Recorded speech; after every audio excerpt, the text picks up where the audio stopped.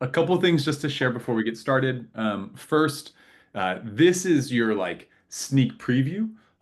Again, in August, when things are out, when you have a bunch of new things actually out, we'll hold more sessions that are sort of like trainings, demos, walkthroughs, play around with them. This is more just for your summer planning to start thinking about like how you want to engage with some of these features. So let's get started. First thing to think about is what the hell is the purpose of all this for us? And our purpose is really more students having powerful experiences. And we've found over the years that there's certain things that ImBlaze is actually reinforced in a negative way that gets in the way of this. That's lack of opportunities that students find exciting leads to lower motivation, right? If you have a catalog and kids see that catalog as the sum total of things that they're allowed to engage with, and they don't find the things exciting, then they fall off a cliff of engaging, I mean.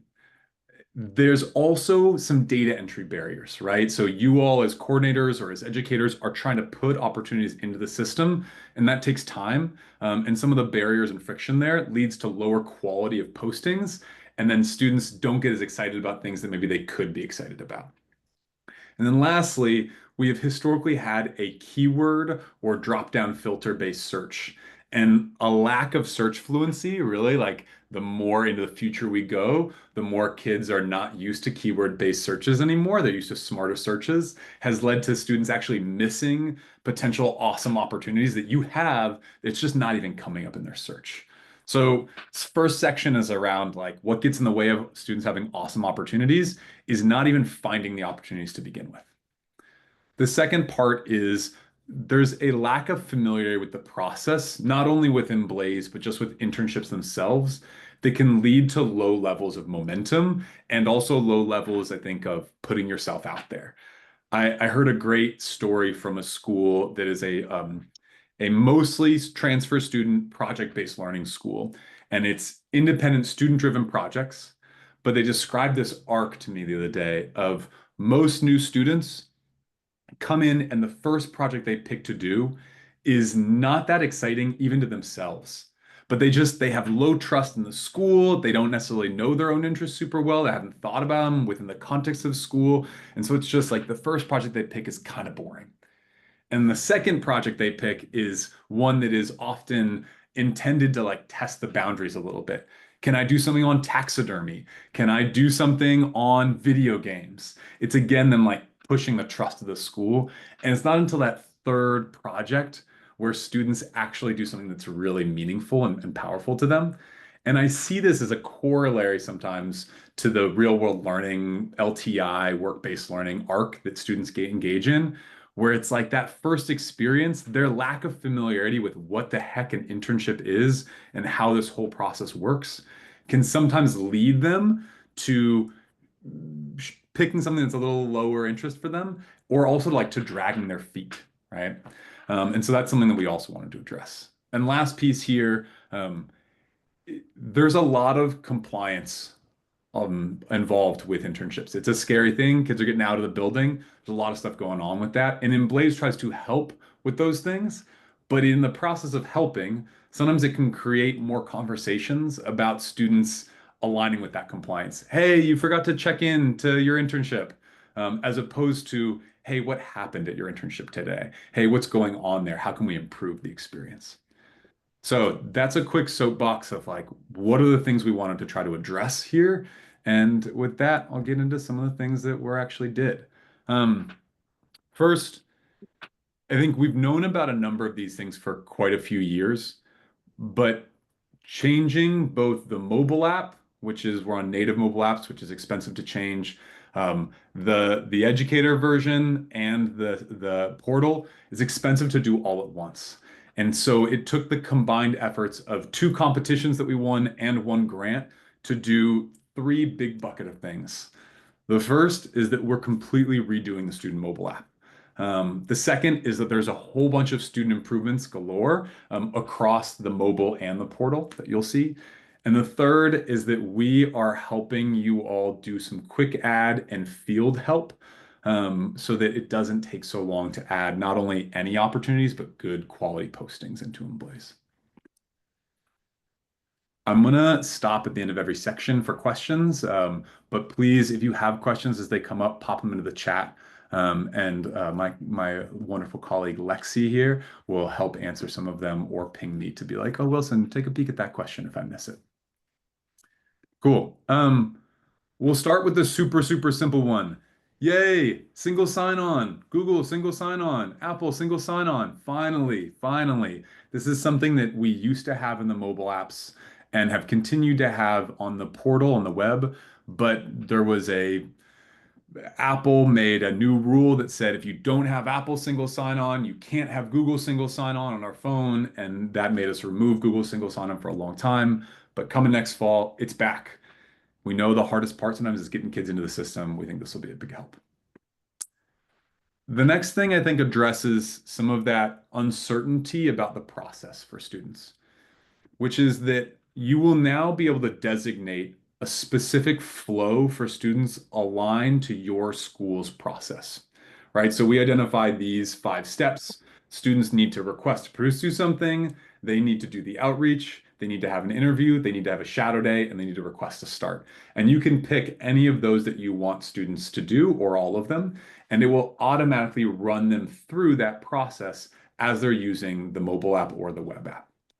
So an example here on the left, students open the app for the first time. They see that process that you've outlined here on the left, and then they go through it. So you can see the student has no opportunities yet, so they're going to go find an opportunity. We're going to come back to the searching part in a second.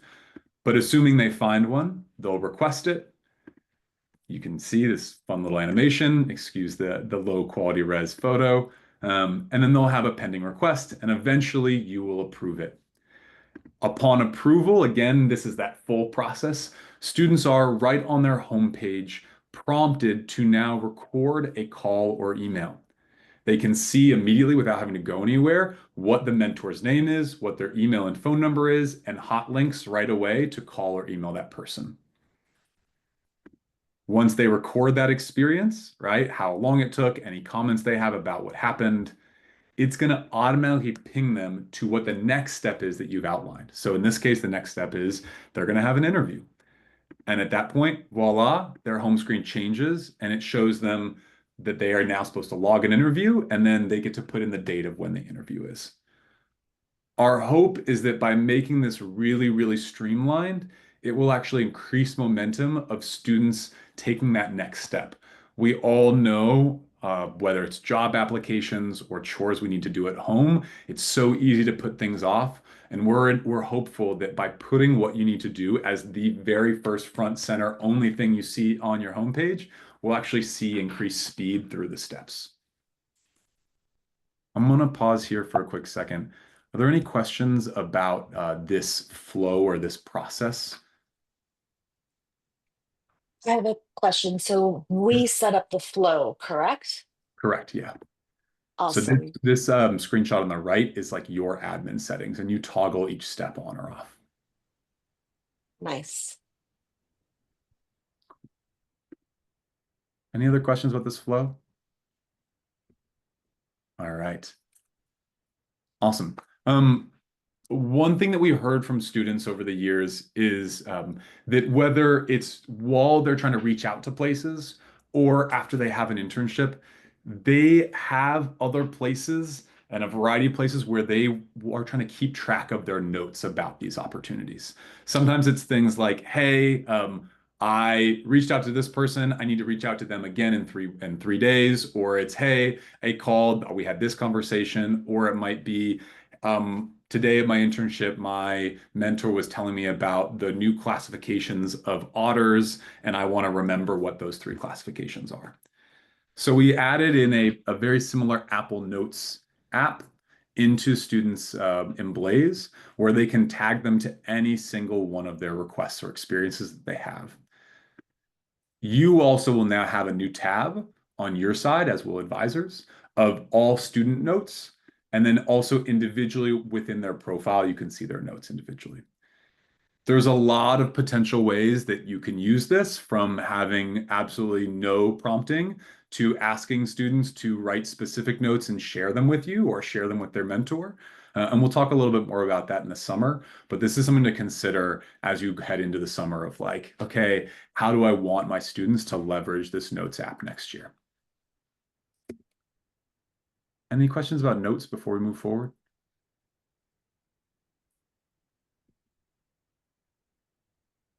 Cool. Okay. Related to students being at their internships, we have a 2.0 approach to attendance. For a long time, we've had a couple things we've heard from students that are really critical we've wanted to address. The first is that sometimes students find it takes too long to check in. There's questions they have to answer. There's a number of clicks. And because we have a geolocation feature, students don't want to do that before they get to their internship. But by the time they're at their internship, they don't want to be on their phones. So we've shifted this to a single one swipe and boom, your check-in is successful. There are comments they can leave afterwards. They can view themselves on the map. They can leave comments. You can add in custom questions, but all that will happen after their check-in is already recorded. So if they want, they can wait till a break later or lunch. Recording in progress. Catherine, I'm going to mute you. Sorry. Cool. Awesome. After they've checked in, they'll see a running timer of how long they've been checked in for. Again, trying to reaffirm for them every time they open ImBlaze on their phone, they'll see like, okay, I've been checked in for this long. And also like, I should probably check out now. And then again, when they check out, they'll be successful. And if you have any custom questions, they'll see that afterwards. This is all in service of students having a better check-in, check-out, so you have less conversations with them about whether or not they checked in or out, whether they were there or not. And speaking of not being there, oops, actually, let me skip this section. Did I miss it? Oh, I missed something. Speaking of not being there, you will see there is a mark as absent button right here. This, when students select it, they will be able to send a note to both you and to their mentor that they will not be there that day. Currently, this is not something that they can do in advance. They can't click this button to notify somebody they're not going to be there in 2 weeks. That requires an email or a phone call or a conversation. But this is I woke up sick this morning. I had to take my mom to the doctor's. I'm not going to be here today. Notification to everyone involved that that student is not going to be at that internship. This will then also show up on your attendance page as a way to note, hey, this student is not there today, and I don't need to follow up with it. I already have a note from them about them not being there. Any questions about this mark as absent or the new check-in process? Hey, Carly. Hi, I have a question about the mark as absent. Is that just you would only see it if you're logged into the system, or does it like automatically generate an email to your inbox? It automatically generates an email to both mentor and to educator. And okay. they can only access the absent the day of, you're saying, not before. Correct. So if they click mark as absent, it's for today. It won't be like I was absent yesterday or I will be absent in a week. Those kinds of things we've decided ultimately are better left to real conversations. This is sort of like more emergent. Thank you. Yeah. On the geolocation too, is there like a certain radius? Because my Yeah, students absolutely. are some of those that they would check in like in the parking lot, so I would get alerts all the time. It is, it's 0.1 miles. Okay. Yeah, and we've played around with different distances before. We've played around with like half a mile before, but we've found that particularly in denser cities, the closer the better for those. Better, yeah, that Yeah. makes sense. Cool. Thank you. I have a quick question. Yeah, David. You have a spot in ImBlaze when we're identifying the mentor at an internship where you can check off do not send mentor Mentor emails. And it's infrequent, but every now and then we'll get a mentor that doesn't want the like check-in, check-out email. Can they still get the mark as absent email if they're not checked off for... That's a great question, David. I don't have an answer for you right now. My guess is that that might have to be a 2.0 thing for us, that it's sort of like a flag of like, don't send them anything or not. but I actually don't know enough about how that flow is running. It may be relatively easy to make it separate. Yeah, it's a great question. David Berg and Lexi, make sure one of you note that down so we can follow up on that. David, would I just wondering, like, would you want that? Would you want to be able to sort of have a pick list of like, do not send them daily emails, and then another separate option of do not send them absent notifications? Yeah, I honestly think it's an infrequent case where a mentor has asked us to not send them the daily emails, but like I think and I woke up sick, I'm not coming today is a more important email that they would still want to receive Yeah, even if they yeah. don't want the daily. But like I said, it's an infrequent case that a mentor even tells us to turn that off in the first place. So Yeah, the interesting dilemma for us, without diving too deep into it, is in what way are we taking away, if we do that, are we taking away your ability to help kids learn how to communicate with their mentors around things like that? Like we don't want to rob you of those, like those learning journeys for young people. Like, oh, if you're going to be absent, you should let your boss know. Like that's Mhm. not self-evident to kids when they first Right. enter the world. So like But it's that just a might reaffirm situation. your point, David, of like wanting to keep it on. Yeah. We'll follow up. We're running low on time, so I'm going to keep Yeah. going. But that makes sense. The second thing is we used to always ask students before they checked in and before they checked out, what are your goals for the day and what are your accomplishments? And what we found by looking at the data is that by and large, students were not giving real meaningful answers to that. And so we've removed those questions as a requirement. We still think they're great questions to ask. We still think they're really good to reflect on. But students basically shared that the timeliness of them was really hard. And also they often had other systems where they were recording those accomplishments or those goals. So we removed them. In its place, we've added something called milestones. So you'll see back here, there's next to the mark as absent, there's an add milestone button. This is something a student can add anytime on any day. And it's something that they can say something meaningful happened to them or they did something meaningful at their internship that day. It gets added into their journey, which you can see on the right as a milestone, where they will also see mentor feedbacks and some of the other parts in the process that you delineated. Now, what's critical about these milestones is that educators and mentors are also able to add them. So those mentor time verification emails, David, that people don't like, well, sometimes they may actually want them now because it's the process through which they can also leave milestones for the student. An educator can also report them if they had a conversation and they want to add something in. And all this goes into the student's journey. We see this as being useful for data collection for students doing exhibitions or presentations. We also see it as a little bit of investment into the future, where we're imagining what kinds of artifacts we can help generate for students based on the information they've put in about their experience. That's still down the line, probably at least a year, but this is the beginning of that really for us. So no more goals and accomplishments. You can still add them in as custom questions, obviously, but instead asynchronous whenever you want milestones that students, coordinators, or educators can add. Any questions about milestones? Cool. Awesome. We are keeping one mandatory question once every 2 weeks before a student is allowed to check in. They're going to be asked to rate their internship experience over the last 2 weeks.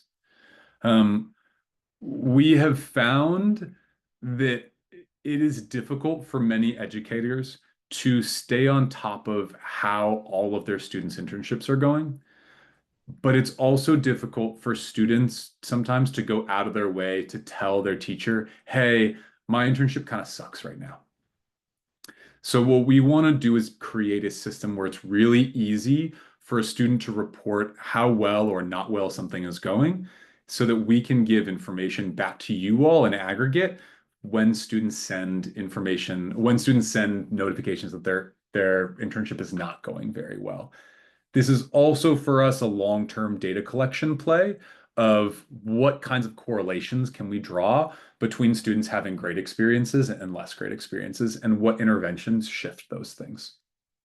So again, this is once every 2 weeks. A student will have to answer this question. It's just a quick 1 through 5 star, and then their check-in will be complete. But this will be the only mandatory ImBlaze question now. Okay. And here's my absent button. Okay. Sorry, I was out of order. Last thing here on Attendance 2.0.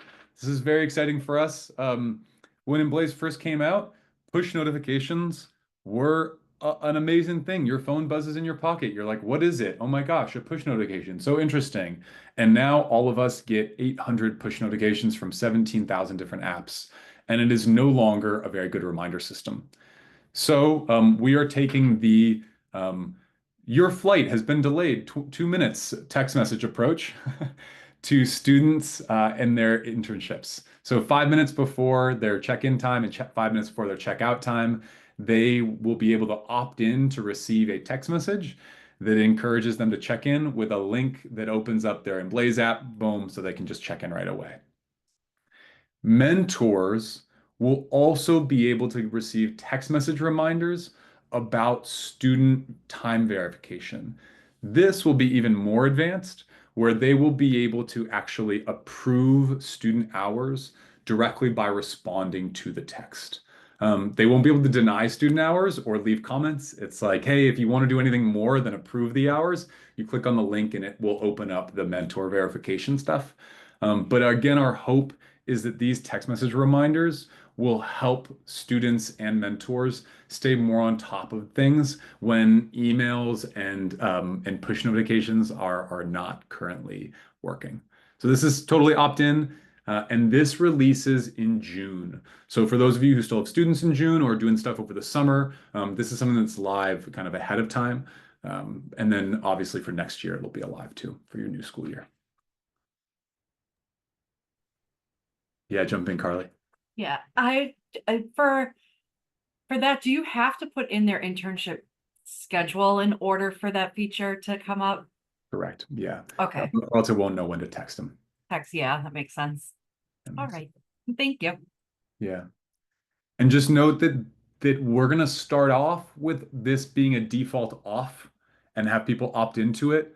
At some point, we may reverse trend and default on, and then have people opt out. And we'll just see over time. But just wanted to give you a heads up about that. Cool. We are running low on time, and if folks have to jump off, I totally understand. This is our first one of these, and I'm clearly not managing my time super well, so apologies, because I've left the biggest one for last. Mentioned earlier that one of the biggest problems we've noticed is that by creating a catalog and a database, sometimes we have de-incentivized students from finding awesome experiences. So we have made a bunch of search improvements to try to deal with 3 parts. One, students come into the search experience with all different levels of interest. From students who are like, I have no idea what kind of internship I want to find or what kind of opportunity, to students being like, oh yeah, I've been playing guitar for 7 years, and if I don't find a guitar internship, this is going to suck. We want to improve that for students at all levels. We also wanted to provide them with more information so they can feel like they're making a more real choice. We wanted to get rid of the I can't find anything I'm interested in student response to reading through this database. I'm speeding through a little bit, but this is the current and hopefully soon old search process. You'll see there's a keyword based, there's an opportunity type dropdown, a city zip, a profession, all this different stuff.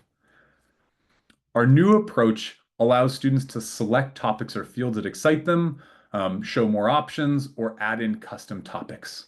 Once they do, it will generate a recommended list based on all of the different things that they've said they're interested in. They can edit those interests at any time, and we'll encourage them to, but this will sort of act as this short list or almost like this algorithm for their particular interests. This stops us from being a keyword-based search, and it also, I think, allows students to feel like it's a little more personalized to themselves. Once they click on the opportunity, we've added a new section called potential projects. This is something students have asked for over and over again, which is they might have a really clear interest. They're really interested in animals. You, Lydia, found them an awesome connection with a veterinary clinic. But then when they see that in ImBlaze, they think to themselves, but what the heck would I, 16-year-old who has never been to vet school, do at a veterinary clinic? And what we find is that they are always asking for like imaginings of what kinds of tasks they might be involved in. So we're adding this field potential projects, and we're adding, and then I'll come to this at the very end, an ability to automatically generate this using AI or LLMs.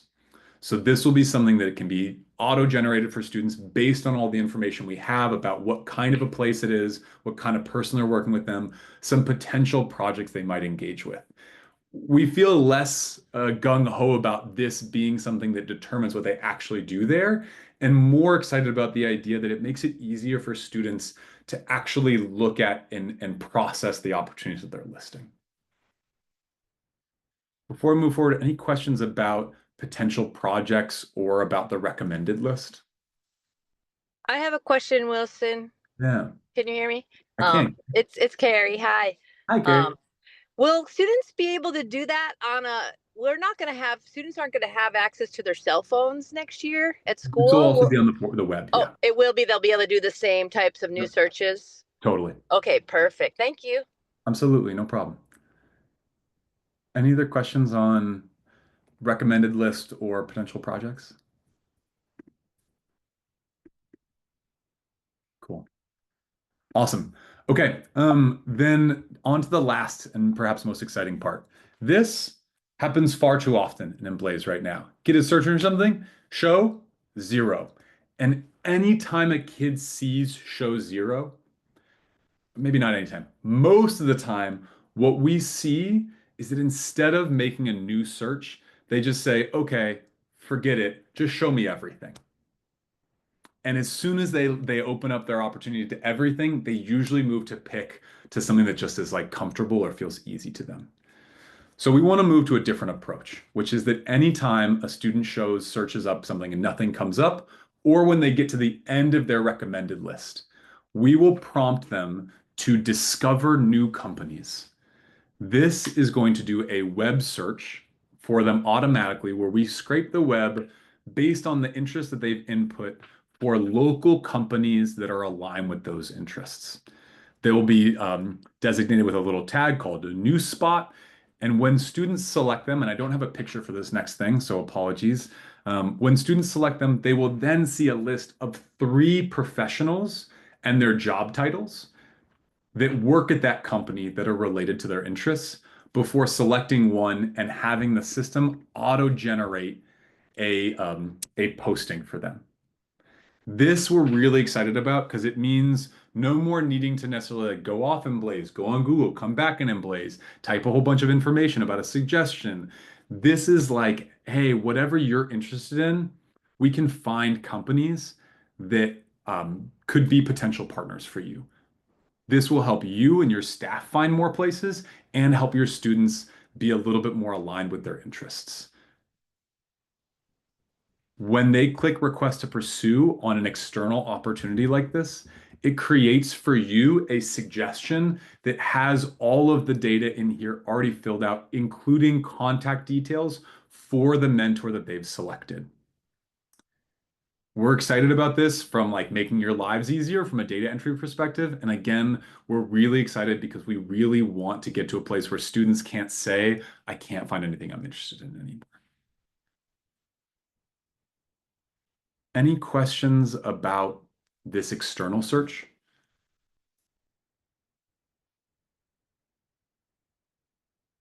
I should note that this is able to be turned on and off. There are some programs we know that have hard timelines, or they have, students start in the program on June 1st and they need to be in an internship by June 7th. So they do all their prep work ahead of time, in which case this doesn't make any sense. So you can turn on and off this feature, but we're really excited to see what kind of impact it has on the student experience. Cool. I know we're over time, so I'll just name here a couple intended outcomes we have. we want to increase student excitement and their interest in the opportunities. We want to reduce data entry by you and students. And we want to improve data quality over time. Which leads me to the last piece, which is quick add and field help for you all. We can utilize the same technology that we're using to help students find these out of database opportunities and use them for you on command to help you quickly add or generate specific fields for your opportunities. So that if you type in the company and the mentor you're working with, it will go grab the address, the email, a bio for the company. It will generate a description for you. It'll come up with potential projects that you can review and then edit or just add directly into your database. Our hope is that this makes your life faster and also, again, much higher quality for students as they're reviewing your database themselves. Over and over again, we hear from kids like the bane of their existence is reading a ImBlaze posting with not a lot of information. This will help both sides, hopefully. I saw a quick chat question about when all this stuff comes out, and that is my last slide. June 1st is when text message reminders come out. First for students, and then towards the end of the month, we'll see it for mentors as well. August 1st is when the student mobile app and the web features that are aligned with them will come out. Throughout August, we're going to be doing live demos, walkthroughs, and trainings. You can always ask for a personalized one, but we'll do some big group ones as well. And then on September 1st is when our intended addition for the educator quick add and field help comes in. There's a hope we get it in earlier, like August 15th-ish, but I want to be a little careful about that because there's a lot of stuff going on here, and so I'm giving us a little cushion there. Lydia, I hope that answers your question about when this stuff goes live. If you're at Big Bang, technically that's when we're going live with the student mobile app and features stuff, so you might see it there come through for some fun times, but August 1st is the official release for everybody. Cool. As you leave, just leave thinking about how you might leverage interest-based search, external search, internship notes, milestones, quick add and field help in order to help students have more powerful experiences, because that is what we're driving towards. Thanks everybody for your time, and we'll see you later. You can always reach out to me if you have any questions. Thank you, Wilson. Appreciate it, man. Thank you. Hey, quick question. Will there be a recording of this that you could share? Yeah, we did record it, and we'll send it out. Thank you, brother. Appreciate that very much.